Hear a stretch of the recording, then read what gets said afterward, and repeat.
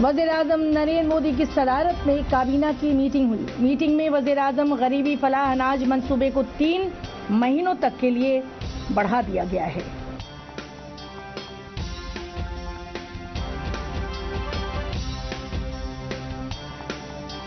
वज़ीर-ए-आज़म नरेंद्र मोदी आज गुजरात के अहमदाबाद में नरेंद्र मोदी स्टेडियम 36वीं कौमी खेल का आगाज करेंगे।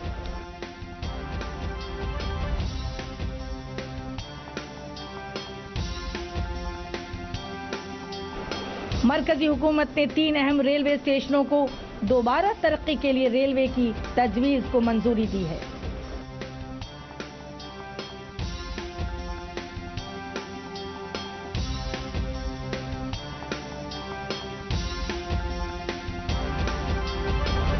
वज़ीर मालियात भूपेंद्र यादव ने डूबती हुई वर्ल्ड ग्रीन इकोनॉमी समिट में कहा, भारत को ग्रीन एक्शन प्लान बनाने वाला पहला मुल्क।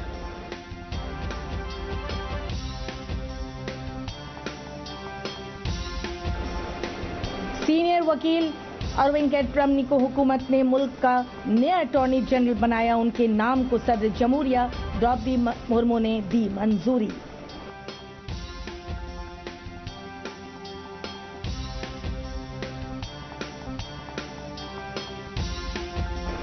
मरकजी हुकूमत ने सुबुकदोश लेफ्टिनेंट जनरल अनिल चौहान को मुल्क का नया चीफ ऑफ डिफेंस स्टाफ मुकर्रर किया।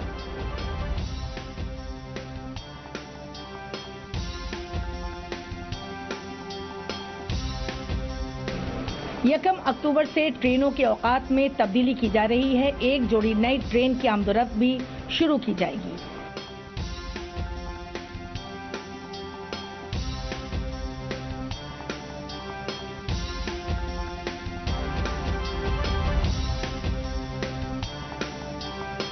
वज़ीर नीतीश कुमार ने अफसरान को हिदायत दी है कि ज़ेर ज़मीन की सतह पर खुसूसी नजर रखें।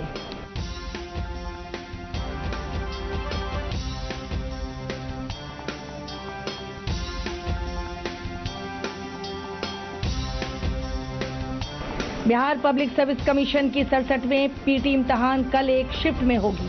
पटना में 85 इम्तिहान मराकिज बनाए गए हैं।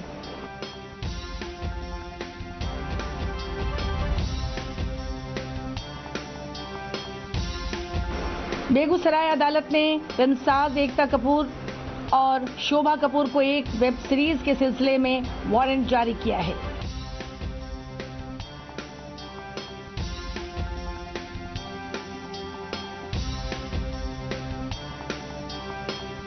आज यौम इमराज कल्ब है। राजधानी पटना में लोगों को इमराज कल्ब से बेदार करने के लिए कई प्रोग्राम का इनकाद किया जा रहा है।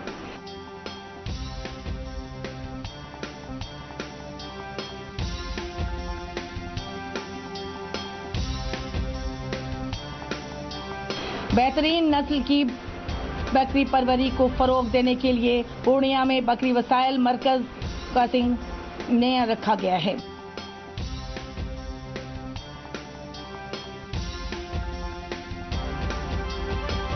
दशहरा के मौके पर राजधानी पटना के गांधी मैदान में रावण वध की तैयारी चल रही है। इस मर्तबा 70 फीट के रावण को जलाया जाएगा।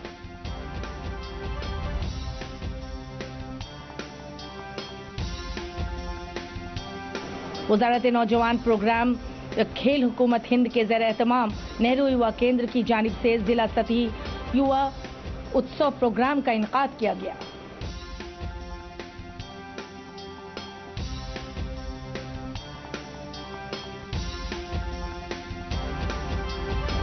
और फीफा ने इंडियन फुटबॉल टीम के कैप्टन सुनील छेत्री को एजाज देते हुए उनकी जिंदगी पर 3 एपिसोड की सीरीज जारी की।